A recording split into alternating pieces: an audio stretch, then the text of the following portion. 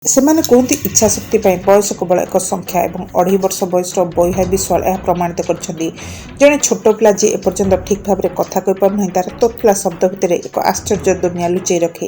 ପିଲାମାନେ ଖେଳୁଥିବା ବୟସରେ ଏହି ଛୋଟ ପ୍ରତିଭା ତାଙ୍କର ତୀକ୍ଷ୍ଣ ସ୍ମୃତିଶକ୍ତି ମାଧ୍ୟମରେ ମହାନ ସଫଳତା ହାସଲ କରିଛି। ଏକ ନମ୍ର ପରିବାରରୁ ଆସିଥିବାରୁ ସେ ତାଙ୍କ ଗାଁ ପାଇଁ ଅପାର ଗୌରବ ଆଣିପାରିଛନ୍ତି। ସମ୍ପ୍ରତି ବୈଭା ବିଶ୍ୱାଳ ଏକ ଅନଲାଇନ୍ ସ୍ମୃତି ପ୍ରତିଯୋଗିତାରେ ଅଂଶଗ୍ରହଣ କରିଥିଲେ। ସେ IBR ଆଚିଭର ଭାବରେ ଇଣ୍ଡିଆ ବୁକ୍ ଅଫ୍ ରେକର୍ଡସରେ ନିଜର ସ୍ଥାନ ସୁରକ୍ଷିତ କରିବା ପାଇଁ 1000ରୁ ଅଧିକ ପିଲାଙ୍କୁ ପଛରେ ପକାଇ ସଫଳତାର ସହ ପ୍ରଦର୍ଶନ କରିଥିଲେ।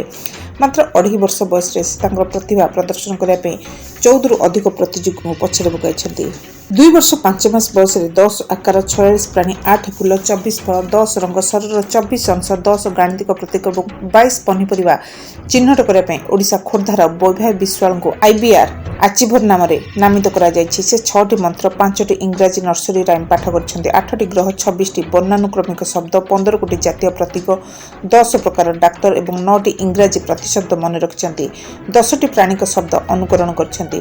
27ଟି GK ପ୍ରଶ୍ନର ଉତ୍ତର ଦେଇଛନ୍ତି ଏବଂ 1ରୁ 20 ପର୍ଯ୍ୟନ୍ତ ଗଣନା କରିଛନ୍ତି, ଯାହା ଡିସେମ୍ବର 25, 2025ରେ ନିଶ୍ଚିତ ହୋଇଥିଲା।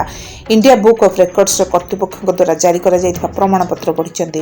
ସଫଳତା ଗାଁରେ ପହଞ୍ଚିଲା ସମଗ୍ର ସମାଜରେ ଆନନ୍ଦର ଲହରୀ ବ୍ୟାପିଗଲା। ବୈଭା ହେଉଛନ୍ତି ବିପ୍ଳବ ଏବଂ ଦୀପ୍ତିମୟୀ ବିଶାଳଙ୍କର ଝିଅ, ଯିଏକି ଖୋର୍ଦ୍ଧା ଜିଲ୍ଲା ଟାଙ୍ଗୀ ବ୍ଲକ ଅନ୍ତର୍ଗତ କୁହୁଡ଼ିକର ଏକ ମଧ୍ୟବିତ୍ତ ପରିବାରରୁ ଆସିଛନ୍ତି। ଏତେ କମ୍ ବୟସରେ ତାଙ୍କର ସଫଳତା ପାଇଁ ତାଙ୍କ ପରିବାର ଏବଂ ଗାଁ ଲୋକେ ଗଭୀର ଗର୍ବ ଅନୁଭବ କରୁଛନ୍ତି। ଏତେ କମ୍ ବୟସରେ ସେ ଜାତୀୟ ରେକର୍ଡ ପୁସ୍ତକରେ ପ୍ରବେଶ କରିବା ପରେ ସବୁ ମହଲରୁ ଶୁଭେଚ୍ଛାର ସୁଅ ଛୁଟୁଛି। ଶୁଭେଚ୍ଛୁମାନେ କହିଛନ୍ତି, ଯଦି ଜିଲ୍ଲା ପ୍ରଶାସନ ଏହି ଛୋଟ ପ୍ରତିଭାକୁ ସମର୍ଥନ କରେ ତେବେ ଭବିଷ୍ୟତରେ ବୈଭା ବି ଆହୁରି ଉଚ୍ଚତାରେ ପହଞ୍ଚି ପାରିବେ। ନିରାକାରପୁର ବାଲଙ୍ଗୀଶ୍ୱର TV। ମୁଁ ବୈଭା ବିଶ୍ୱାଳର ମାମା।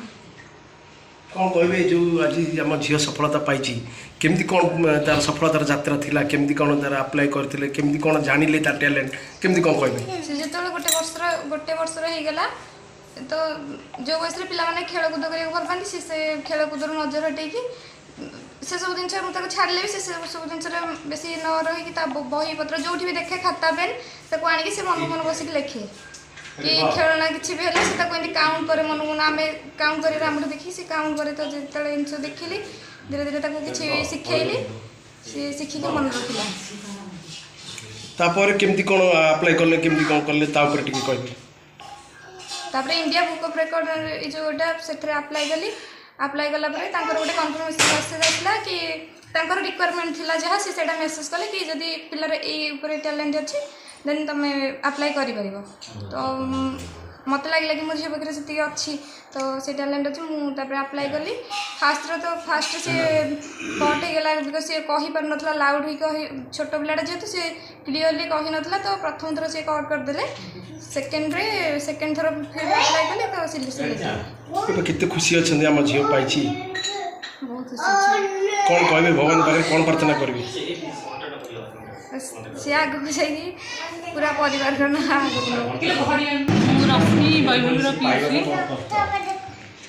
ତୁଳସୀ ଦୁଇ ପତ୍ରରୁ ବାଛିଲା ଭଳି ଏ ଝିଅର ଆଗାମୀ ଭବିଷ୍ୟତ ଉଜ୍ଜଳମୟ ହେଉ ପ୍ରଭୁ ଜଗନ୍ନାଥଙ୍କ ପାଖରେ ମୋର ପ୍ରାର୍ଥନା।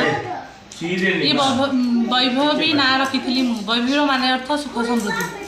ଏ ଝିଅ ଯେବେଠାରୁ ଆମ ଘରକୁ ଆସିଛି ତ ମୁଁ ପୁରୁଣା ସ୍ମୃତିକୁ ମୋ ପାଖରୁ ଭଗବାନ କିଛି ଛଡ଼େଇ ନେଇଥିଲେ। ଇଏ ସବୁ ମୁଁ ପୁଣି ଥରେ ଫେରି ପାଇଲା ଭଳି ମୋତେ ଲାଗୁଛି। କେତେ ଖୁସି ଅଛନ୍ତି? ବହୁତ ବହୁତ ଖୁସି। ତ ୟା ପଛରେ ଛାଇ ଭଳି ମୋ ଜୀବନ